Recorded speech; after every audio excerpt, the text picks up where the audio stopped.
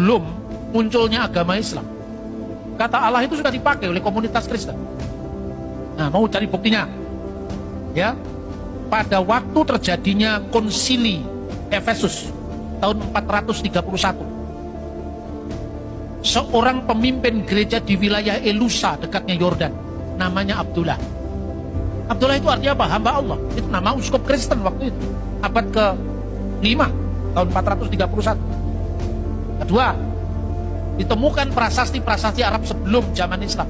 Sebagian itu prasasti Kristen. Kalau kita membaca sejarah umat Islam, Nabi Muhammad itu dilahirkan, kalau disesuaikan dengan tahun Masehi, kira-kira tahun 571. Wafat tahun 632. Ya kan? Anda membaca prasasti Arab itu.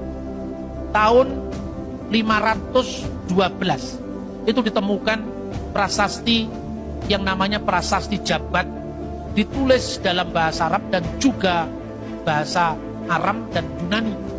Lalu tertulis di situ adalah kata-kata Bismillah, demi nama Al-Ilah, Manaf Bahani Barmar Al-Qais. Ya, itu prasasti Jabat. Lalu prasasti Umul Jimal kedua ditemukan di Yordan, itu pertengahan abad ke-6, di mana ada kata Allahu Ghafara li Ulai, Allah mengasihi keluarga Ulai, katib Ubaidah, penulis dari Ubaidah, sekretaris dari Ubaidah. Itu sudah tertulis sebelum zaman Islam. Kedua, secara bahasa Arab itu serumpun dengan bahasa Ibrani dan bahasa Aramaik. Sebagai bahasa serumpun, Elohim, Eloah, kemudian menjadi ilah, al-ilah, Allah. Itu gejala bahasa. Kenapa harus dipersoalkan hanya gara-gara istilah itu muncul pada agama Islam? Kita tidak tergantung dengan Islam. Karena bahasa ya bahasa, bukan agama. Sama dengan kalau kita di Indonesia ngomong haleluya. Kan semuanya Kristen, karena di sini minoritas Yahudi. Kalau Anda pergi ke Israel, haleluya itu ya Yahudi ya Kristen. Gitu? Kalau kita ngomong ke Timur Tengah, alhamdulillah, itu tergantung yang ngomong siapa. Kalau alhamdulillah itu muncul dari Kubah bersalib, itu Kristen. Doa di gereja ortodoks Syria itu, ya doa sebelum perjamuan suci itu. Alhamdulillahi ala khairatihi, alhamdulillahi ala barokatihi, alhamdulillahi ala afdalihi. Segala puji bagi Allah karena kebaikannya, segala puji bagi Allah karena berkatnya. Itu pada saat mau perjamuan suci Tanawal. Dan gereja Syria itu sudah muncul di abad pertama Masehi, waktu pencurahan Roh Kudus tahun 33. Makanya kalau Anda baca di Alkitab Kisah Para Rasul, coba cari orang Melayu kan nggak ada, orang Jawa, orang Batak kan nggak ada, tapi Anda lihat pendatang dari Roma dan Arab. Arab sudah ada di situ. Jadi Arab itu jangan diidentikan dengan agama tertentu, gitu loh. Jadi bukan karena aja di bahasa Indonesia, itu bahasa Arab juga ada.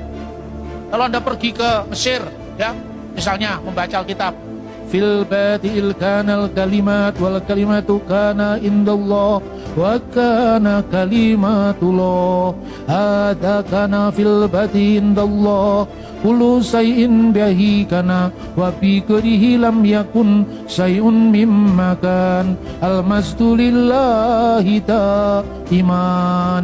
Ini Yohanes 1:1-3. Coba di situ ada kata Allah, ada fil batil kanal kalimah wal kalimatu kana indallah wa kana kalimatullah. Ini kalau baca Injil di gereja Koptik, di gereja Syria, itu terakhirnya kan almasdulillahi daiman. Segala kemuliaan bagi Allah senantiasa. Loh, ini saya ngomong begini bukan karangan saya. Anda cari YouTube aja ketemu yang tulisan Reciting the Bible in Arabic, Orthodox Church, muncul di situ. Bukan karangan saya. Kok mirip Pak? Budayanya sama kok. Soal budaya misalnya, kalau di Indonesia orang ngaji itu kan orang Islam. Coba Anda pergi ke Israel. Shema Israel Adonai Elohenu Adonai Echad. Ulangan pasal 6 ayat 4. Kemudian orang Kristen membawa kitab yang sama itu, budayanya dibawa ke Mesir, ke Syria, ke Yunani. Nah, kemudian ada istilah Yunani Kyrie eleison. Kyrie eleison itu Tuhan kasihanilah. Kyrie eleison, Kyrie eleison, ya Roburham. Ya Roburhamnya bahasa Arab. Kyrie eleison, Kyrie eleison, irhamni ya Allah.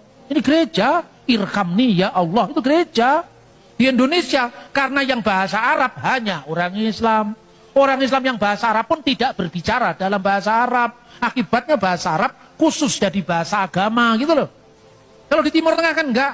Anda ketemu di airport, ketemu di mana, di gereja. Yang ngomong, bagaimana kabarmu, kaifalak? Alhamdulillah, kulu tamam. Ya gitu orang Arab.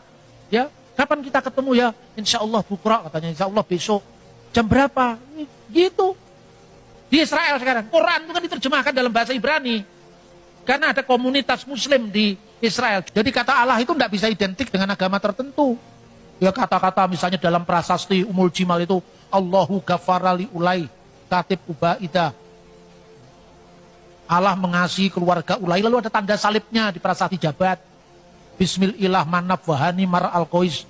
Manaf dan Hani, anaknya Mar Al-Qois. Perhatikan, anak di sini masih gunakan kata-kata bar, bukan bin.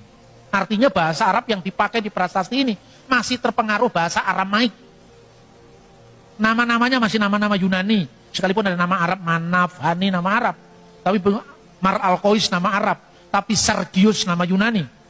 Jadi semua itu jangan hanya melihat sejarah Indonesia. Dari Alkitab Indonesia pergi ke Libanon sana. Pergi ke Yordan, pergi ke Syria. Di sana kan Kristennya juga berbahasa Arab dan tidak pernah ada orang Arab Islam melarang orang Kristen karena mereka tahu mereka sejarahnya setelah Kristen.